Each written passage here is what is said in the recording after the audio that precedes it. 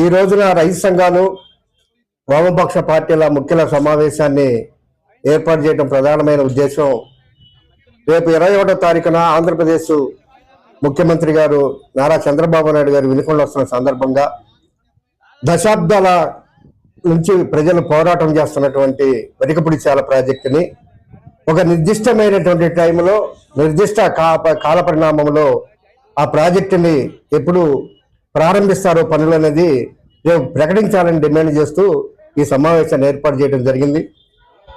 ఈ పల్నాడు ప్రాంతంలో ఉన్నటువంటి రైతుల యొక్క సాగునీరు తాగునీరు కోసం దశాబ్ద కాలంగా అనేక ఇబ్బందులు పడుతున్నారు.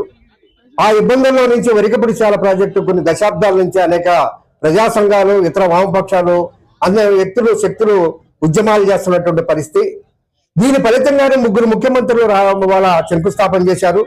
ఆ శంకుస్థాపన చేసిన వాళ్ళు చంద్రబాబు నాయుడు గారు కూడా ఒకరు ఉన్నారు. ఆ శంకుస్థాపన చేసిన తర్వాత పనులు ప్రారంభిస్తామని చెప్పి ప్రతి ఎన్నికల్లోనూ ప్రజలకి ఉత్తిత్తి జీవోలు చూపించి ప్రజలను మోసం చేస్తూ వచ్చారు. ఆనాడు వైఎస్ఆర్ పార్టీ అధికారంలో ఉన్నప్పుడు మరి దాన్ని ప్రొక్లెయిమ్ చేసుకెళ్లి పని ప్రారంభించినట్టుగా చెప్పారు. ఆ తర్వాత లోకేష్ గారు జీవో ఇచ్చాడు, వెంటనే పనులు మొదలు పెడతామని తెలుగుదేశం పార్టీ వాళ్ళు చెప్పారు. ఏదేమైనప్పటికీ ఎన్ని ఉత్తిత్తి జీవోలు అనేది కూడా ప్రజలకు అర్థమైపోయింది. అనేక మంది ఈ ప్రాజెక్టు కోసం అనేక మంది ఉద్యమాలు అనేక పద్ధతుల్లో చేస్తున్నారు.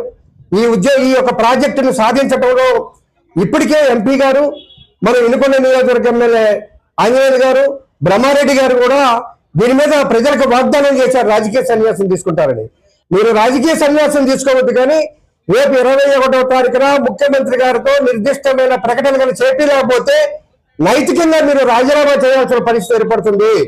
లేదంటే ప్రజల ప్రత్యక్ష ఆందోళన భాగస్వాములయ్యి ఆ జరిగే పరిణామాలకి మీరే బాధ్యత ఇస్తారని ఆల్ ఇండియా కిసాన్ మహాసభ తరఫున డిమాండ్ చేస్తున్నాం.